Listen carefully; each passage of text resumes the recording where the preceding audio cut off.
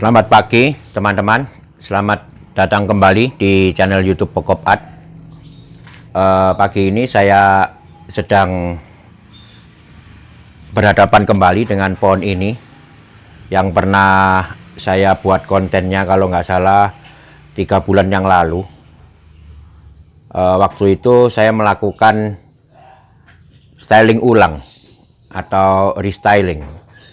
Jadi pohon ini sebenarnya udah pohon yang cukup punya kematangan, artinya dia udah mencapai ke anak ranting perpecahannya, jadi sudah level 3. Nah sekarang pada konten pertama saya melakukan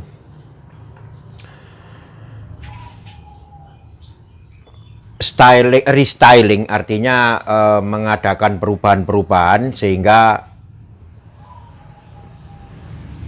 bisa dipresentasikan sebagai bonsai tropis. Ya, jadi mahkota lebih dipertegas, kemudian pengadaan mahkota kedua diadakan, dan ketiga yang di sana. Nah, ini semua adalah upaya saya untuk merubah pohon ini menjadi sebuah karya bonsai tropis. Nah sekarang setelah 3 bulan kita bisa melihat hasilnya sangat luar biasa. Artinya pertumbuhannya sangat luar biasa, sehingga saya sekarang harus membenahi lagi untuk menuju ke pembentukan level berikutnya. Jadi setelah level 3 ini, level 3 sudah cukup bagus. Mungkin bisa di zoom.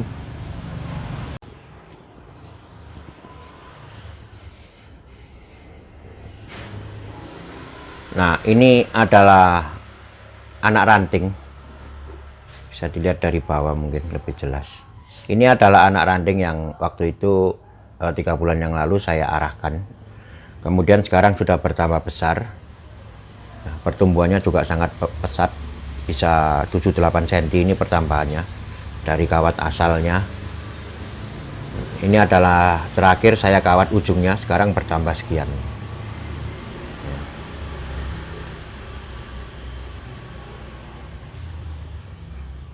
Rahasia kesuburan tetap pada yang satu ini. Ini adalah pupuk organik cair terbuat dari buah-buahan, fermentasi buah-buahan yang sangat aman sekali digunakan untuk pemupukan rutin. Jadi pupuk ini sangat cocok untuk bonsai yang sudah tidak dalam masa pengelosan. Jadi bonsai yang sudah terbentuk sangat cocok menggunakan pupuk ini. Karena apa? Karena pertumbuhannya bisa rata. Pertumbuhannya bisa rata dan sehat sekali. Artinya dia mengandung nutrisi yang sangat cocok untuk segala jenis bonsai. Seperti kita tahu bersama, syaratnya sebuah pohon ataupun bahan bonsai bisa diproses menjadi bonsai, syaratnya harus sehat dulu.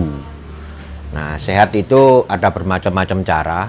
Tentunya kalau tanaman ya butuh makan. Tentunya makanan tanaman adalah pupuk. Ya. Ini saya rekomendasikan pupuk organik cair ini sangat bagus untuk pertumbuhan bonsai. Ya, lanjut ke pohon ini, bahwa sekarang kita sudah mempunyai pertumbuhan yang cukup lumayan. Saya akan sibuk sekali hari ini karena saya harus menangani satu persatu dari pertumbuhan ini. Nantinya ada yang saya potong karena panjangnya cukup, ataupun saya kawat karena memang masih perlu dipanjangkan atau dibesarkan. Ya, itulah cara penanganan sandiki pada fase yang seperti ini. Jadi pada fase yang seperti ini sekarang kita sudah bisa untuk melakukan pembentukan. Jadi semua ujung-ujung tunas ini kita potong nanti agar sudah bisa dilakukan pembentukan. Tujuannya apa dipotong? Tujuannya agar yang sekarang cucu ranting masih kecil ini bisa mecah untuk menjadi generasi yang lebih bagus berikutnya. Nah itu juga salah satu cara efektif untuk mempercepat penuaan sebuah bahan bonsai. Ya, sering sekali saya mengutarakan bahwa intisari dari membuat bonsai adalah membuat perantingan. Maksudnya adalah memproses perantingan agar dia bisa memecah pada perpecahan yang maksimal sesuai jenisnya. Jadi kalau santigi ini bisa pecah sampai level 5 atau level 6, maka kalau sudah tercapai perpecahan level 5 sampai level 6, maka pohon ini bisa dikatakan tua ataupun matang. Jadi perpecahan maksud saya level itu adalah level 1 adalah cabang, level 2 ranting, anak ranting, cucu ranting, cicit ranting, dan seterusnya. Ya, itulah perpecahan ranting. Perpecahan ranting kalau sudah bisa memecah maksimal sesuai dengan jenisnya, itu pohon kita boleh dikatakan matang. Ya. Tidak mungkin kita pada saat pohon ini sudah mecah ke level 4-5, daunnya masih gede-gede, kondisinya masih nembak-nembak begini, tidak mungkin. Karena sudah pada level 5, sudah pertumbuhannya sudah sangat rata. Ya. Nah, itulah intisari dari membuat bonsai. Maka pada tahap apapun, pada proses tahap apapun, kita tetap utak-utiknya itu di ranting. Ya. Jadi membuat cabang, membuat ranting, membuat cucu ranting, anak ranting, dan seterusnya. Anak ranting dan cucu ranting dan seterusnya. Itu adalah proses membuat bonsai. Ya, soal konsep sudah ditentukan di awal. Saya juga cerita banyak waktu konten pertama. Boleh dilihat nanti linknya saya share di deskripsi ya. Waktu konten pertama saya sudah cerita banyak tentang konsep bonsai menggantung ataupun khususnya pohon ini. Jadi konsep ditentukan di awal. Setelah kita menentukan konsep, selanjutnya adalah proses itu tadi, membuat perantingan. Oke, ini saya lanjut dulu dengan proses pemilihannya. Nanti kita kembali setelah pohon ini saya benahi. Jadi saya akan menjelaskan lagi sebelum saya melakukan pembentukan tajuknya. Kita ikuti bersama teman-teman.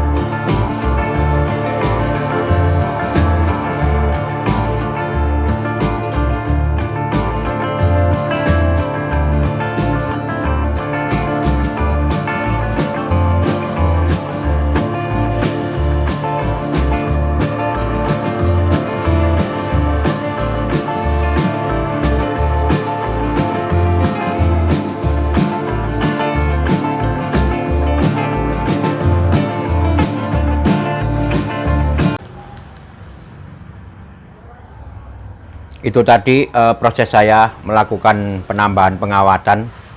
Sekarang teman-teman bisa melihat bahwa ujung-ujung dari pohon ini ataupun pada masing-masing perantingannya telah saya buat sebagai ujung yang menunjukkan arah tumbuh. Jadi pohon ini akan mempunyai dominan arah tumbuh ke arah sebelah sana. Maka ranting-ranting yang berada di ujung-ujung menuju ke arah sana sebaiknya dibuat agak runcing, sehingga akan mempertegas kesan arah tumbuh dominan ke sebelah sana. Selanjutnya ini langsung saja saya akan melakukan pembentukan tajuknya, dimulai dari tentunya mahkota. Pada tahap ini kita harus yang pertama mengetahui dahulu batasan ataupun bagian mahkota ini, ranting-ranting mana yang ikut di dalam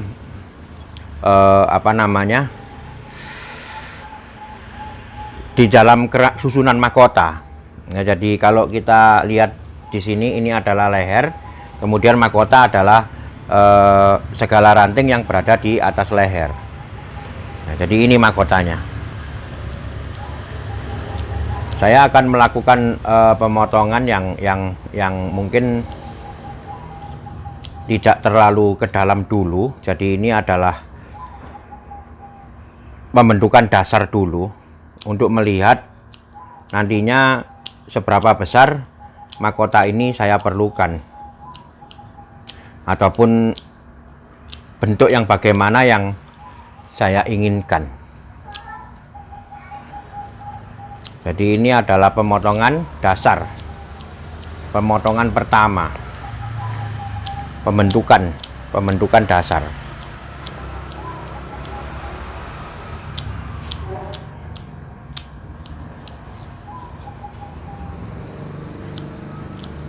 Mungkin bisa lebih dari bawah, jadi kelihatan. Ini adalah kira-kira bentuk kurva ataupun bentuk parabola yang saya inginkan. Ketinggiannya sekian. Kemudian masalah nanti lebarnya ini, lebarnya ini. Nah, kalau mahkota ada arah tumbuh ke sebelah sana, maka yang sini saya potong atau saya pendekkan, sehingga yang lebih panjang akan sebelah sini. Dan bentuknya yang sini biasanya tumpul, yang sini lancip.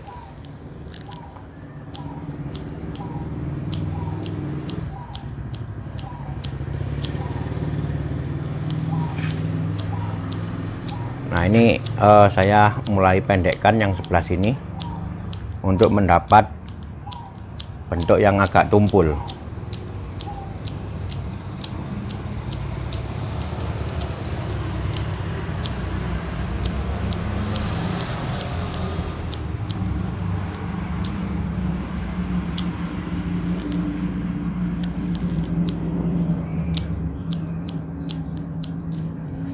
Nah, teman-teman sekarang udah bisa melihat bentuk mahkotanya ya.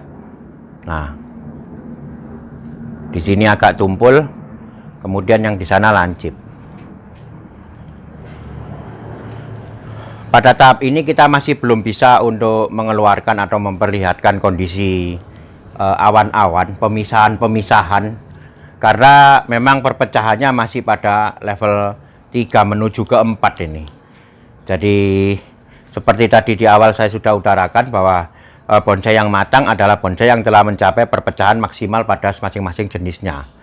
Ya, nanti kalau dia udah maksimal ke level 5, ini akan terlihat jelas. Daunnya sudah mengecil, kompak. Gap-gap ini sengaja dibuat untuk nantinya bisa menimbulkan kesan natural.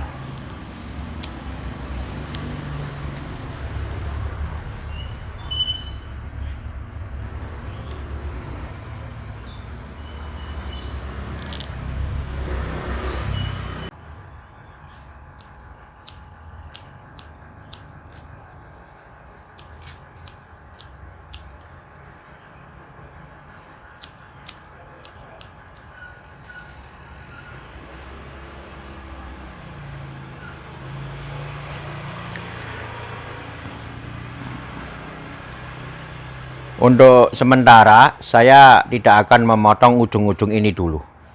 Saya akan membiarkan dia lebih tumbuh lebih besar lagi. lebih kuat lagi. Tujuannya apa? Tujuannya adalah perbesaran dulu. Jadi karena ini akan banyak menggantung, akan banyak tajuk yang menggantung, itu saya butuh kekuatan supaya dia nanti pada saat kita lepas kawat tidak turun. Jadi ini butuh kekuatan, artinya butuh besar untuk bisa menyanggah nanti kumpulan tajuk yang di ujung-ujungnya. Jadi yang sebelah sini ujung-ujungnya tidak saya potong, tujuannya untuk memperbesar dulu. Ataupun bahkan nanti mungkin kurang panjang atau gimana, nanti dilihat setelah 2 bulan ke depan. Oke, jadi setelah ini bisa maju, saya sudah bisa untuk melakukan pemilihan yang di dalamnya.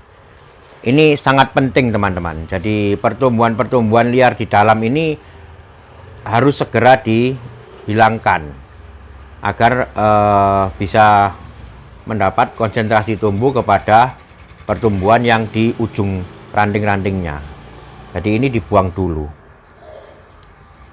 Ini selalu dilakukan pada jenis pohon apapun untuk bisa kita membuat konsentrasi tumbuh.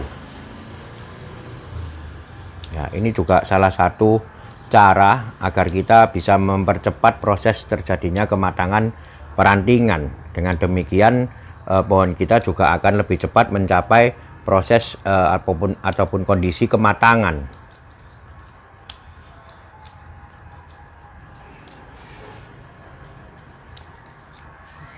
Ya, kalau sudah terbuka gini saya bisa dengan mudah untuk menghilangkan ataupun memotong ranting-ranting yang tidak terpakai yang berada di dalam.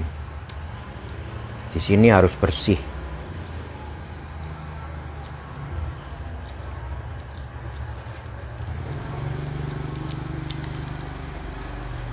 Ya, itu tadi sharing saya tentang pembentukan, ini terutama mahkota. Jadi pada pembentukan ini kita sudah harus tahu tajuk yang kita bentuk ini bentuknya akan bagaimana. Nah, seperti tadi saya utarakan bahwa saya kepingin mahkotanya sedikit menghadap kemari, ya di sini dikasih ujung-ujung, di sana ditumpulkan, gitu. Oke, saya lanjutkan dengan semua tajuk dulu. Nanti kita kembali prosesnya, apa yang saya lakukan setelah ini kita ikuti bersama.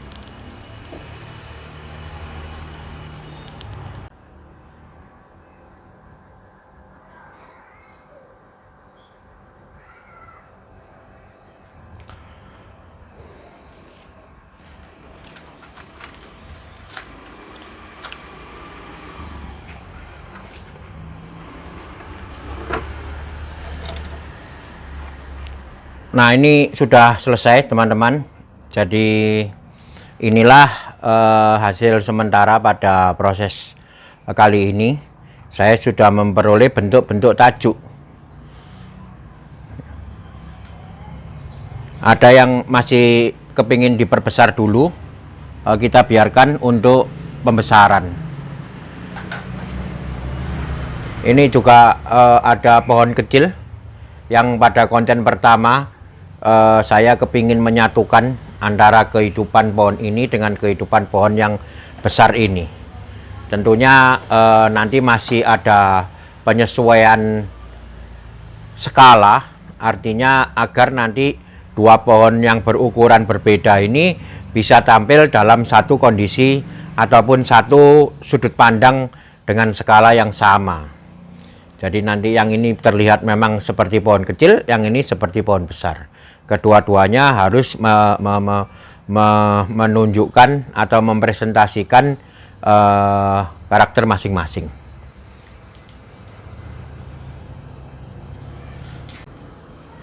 Nah, itu tadi sedikit sharing dari saya ya tentang bagaimana semestinya kita membuat bonsai meniru alam, pola pikir apa yang kita gunakan dan lain-lain sudah saya jelaskan semua. Dalam proses pembuatannya juga sudah sering saya sharingkan bagaimana membuat bonsai meniru alam sesuai dengan karakter masing-masing pohonnya. Saya sudah banyak sekali membuat konten terutama santigi, ada serut, ada asem, ada sancang, ada beringin, macam-macam. Ya. Masing-masing perbedaannya secara khusus hanya pada karakter tumbuh. Kemudian yang utama adalah pada penggunaan media. Ya. Jadi kesehatan pohon nomor 1, kesehatan pohon bermula pada penggunaan media. Saya juga sudah pernah sharing tentang media dan tentang apa itu namanya, penggunaan pupuk yang bagus untuk bonsai apa. Saya pikir cukup untuk kali ini. Semoga bisa bermanfaat.